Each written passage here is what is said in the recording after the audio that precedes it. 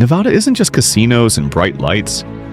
Beyond Las Vegas, deep in the desert, lie the silent remains of towns that once pulsed with life. Mining camps, boom towns, and lost settlements, each with a story buried beneath the dust. Some were wiped out by nature, others by greed. But all of them offer a haunting look into a past that still lingers. In this video, we're uncovering 10 incredible ghost towns in Nevada, from the bizarre to the barely believable. If you love forgotten history, strange beauty, and Wild West mystery, stick around. Just a few miles from the California border near the blazing heat of Death Valley stands one of Nevada's most iconic ghost towns, Rhyolite. Founded in 1904 during a gold rush, it grew at lightning speed, complete with electric lights, water mains, and even a stock exchange. But the boom was short-lived. By 1916, it was already abandoned. Today, Rhyolite is a surreal blend of history and modern art. You'll see the bottle house built entirely from glass bottles collected by early settlers. Nearby are crumbling bank buildings, a jail, and the shell of a once grand train station. Adding to the oddness is the Goldwell Open Air Museum, home to ghostly sculptures including a full-size Last Supper made of white plaster. The desert sun bleaches everything here, giving it a timeless, almost otherworldly glow. Rhyolite isn't just a ghost town, it's a desert dreamscape. In the early 1900s, Goldfield was the largest city in Nevada, richer than Reno, busier than Las Vegas. It was the epicenter of a gold rush that drew thousands, and for a while it felt unstoppable. But the veins ran dry. Fires destroyed half the town. By the 1920s, the dreams had faded, leaving behind rust, rot, and ghost stories. Today, Goldfield is part ghost town, part living museum. Its crown jewel is the Goldfield Hotel, a massive crumbling structure said to be haunted by the spirits of miners and lost souls. You'll also find decaying Victorian homes, abandoned rail cars, and rusted mining equipment left to bake in the sun. Some people still live here. Artists, drifters, history lovers. Goldfield may be half dead, but it's got a pulse, and a story that refuses to be forgotten. Tucked deep within the Toquima Range, the ghost town of Belmont feels like a secret whispered through the pines. Founded in the 1860s during a silver boom, Belmont quickly became the Nye County seat. Saloons, hotels, stores, it had it all. Now all that remains are beautifully preserved stone buildings, weathered cabins, and a majestic courthouse that still stands proudly.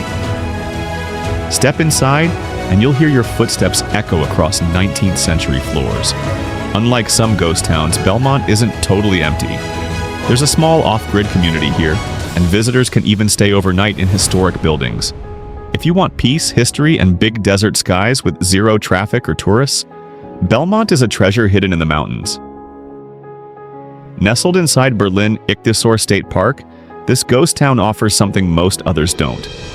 Dinosaurs. Well, not dinosaurs exactly, but ichthyosaurs, massive marine reptiles that once swam through this part of Nevada 225 million years ago. Berlin itself began in the 1890s as a mining town, and unlike many ghost towns, its wooden buildings and mining gear have been preserved by the state. You can walk through original miner cabins, a stamp mill, and even see mine shafts sealed for safety. Up the hill lies the Ichthyosaur Fossil Shelter, where you'll see actual remains of prehistoric sea creatures, fossilized in stone. Berlin is a mashup of Wild West grit and Jurassic-era wonder. Where else can you explore gold rush ruins and ancient sea monsters in the same afternoon?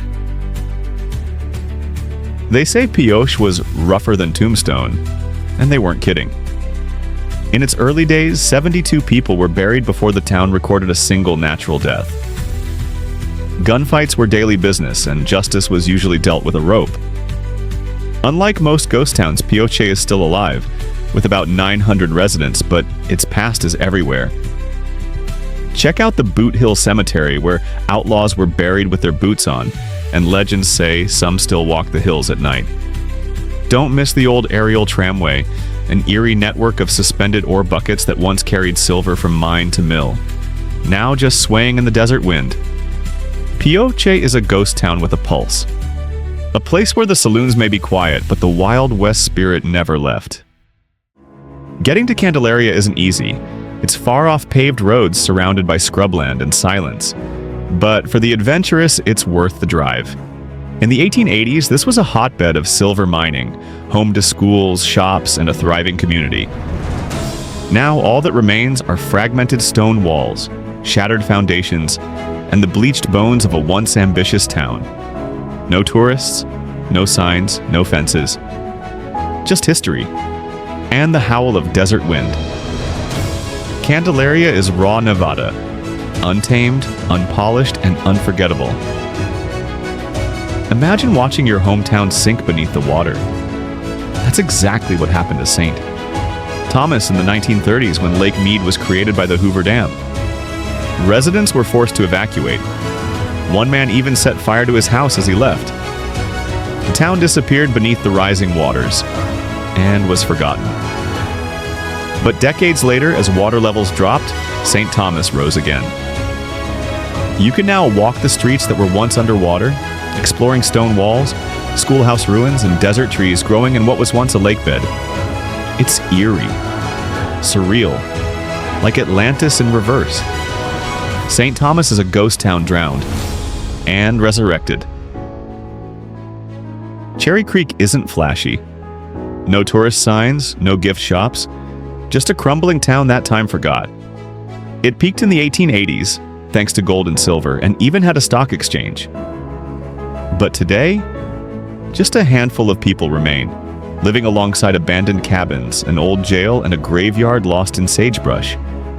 There's a solemn beauty here, the kind you only find where nature is taking back what man once built. Cherry Creek is fading, but its silence speaks volumes. Back in the 1860s, Aurora was booming.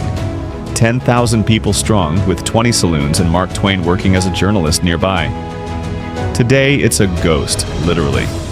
All that's left are rock foundations, scattered debris, and lonely dirt roads winding through the high desert. It's hard to reach, remote, rugged, and without amenities. But for ghost town lovers, Aurora is sacred ground. Stand where Mark Twain once stood, look out at the same hills, and realize how fast a city can vanish. With a name like Metropolis, you'd expect skyscrapers, not sagebrush. This town was built in the early 1900s as a grand farming experiment, complete with hotels, schools, and tree-lined streets. But a legal battle over water rights dried up the town before it ever really thrived. Within years, it was abandoned. Today you'll find a crumbling schoolhouse, a brick arch standing alone, and scattered ruins across a dry, windswept basin. It's a haunting reminder. Sometimes dreams are no match for the desert. Nevada's ghost towns are more than dusty relics. They're chapters of American history, raw, real, and waiting to be rediscovered. Each tells a story of ambition, failure, survival, and mystery. So if you're ever in the Silver State, skip the slot machines. Grab a map, fill up your tank, and go ghost hunting. And if you enjoyed this journey through time, don't forget to like, subscribe, and share this with fellow explorers. More forgotten places are waiting. Until then, travel smart and listen to the silence. It speaks volumes.